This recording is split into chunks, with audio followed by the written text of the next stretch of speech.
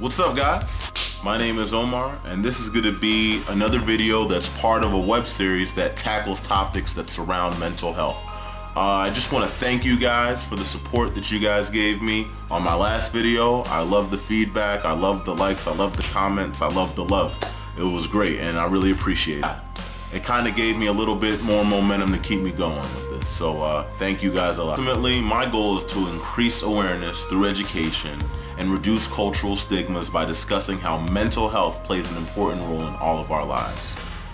Now, today's topic is going to be on the power of a good friend and confidant. Now, when I talk about a confidant, this could be anyone.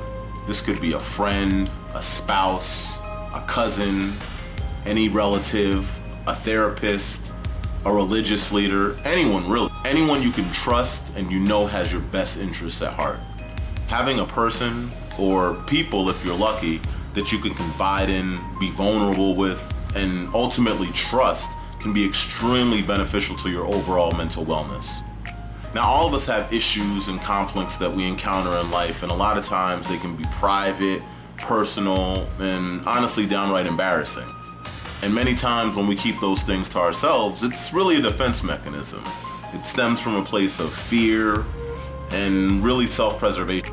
Fear of judgment, fear of being misunderstood, fear of losing something or someone.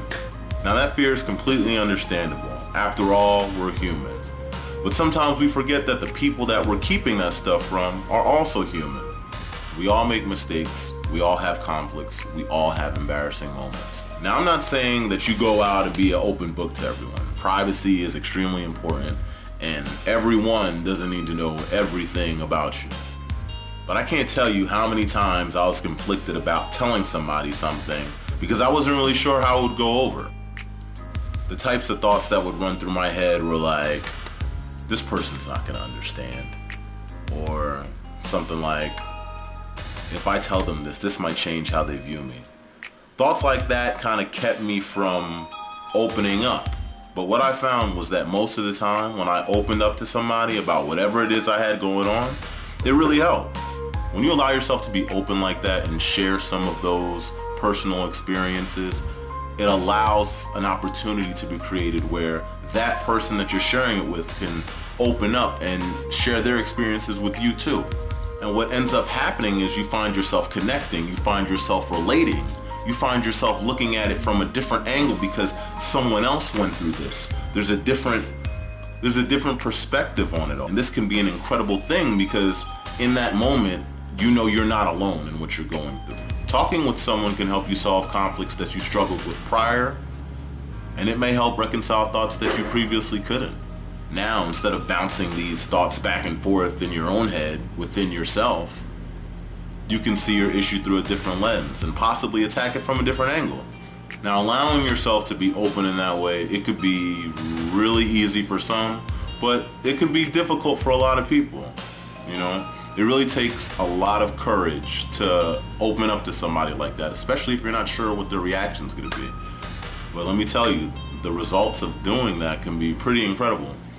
Now, if you don't have somebody in your life that you feel like you can confide in, there are other alternatives. Seeing a licensed professional therapist, it gives you the opportunity to share your information with somebody who's legally bound not to share that information with anybody else. Also, free hotlines and free online chat rooms where you can log on and talk with people who are trained to deal with whatever situation you're going through. They're trained to listen to you, and they'll be there whenever you need them. So if you ever feel like you want to talk to somebody and you don't know who to talk to and you don't have somebody to talk to, take advantage of these free resources because they're there.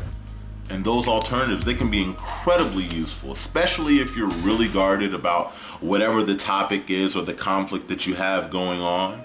It's almost like talking to a black hole because you know that that's not gonna come out anywhere else, and you know that it's going into this computer, it's going to this person on the other end of the phone that doesn't know you.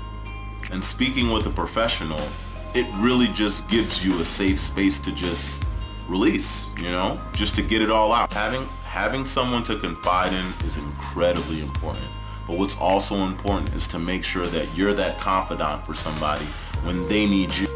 it's also really important that you're understanding of the fact that them coming to you might not have been the easiest thing to do. And how you respond to what they say may have a profound impact on how they go forward. So just be mindful of that, you know? So have the courage to be open, to let someone know when something's going on in your life. And if you don't feel comfortable talking to somebody in your life, see a professional. And have the compassion to be non-judgmental and understanding when somebody decides to open up to you. That's all I have for today. Thank you for watching my video. If you enjoyed my video, please like it. Please leave any comments if you feel like you need to comment on anything. And I appreciate all you guys' support. Thanks.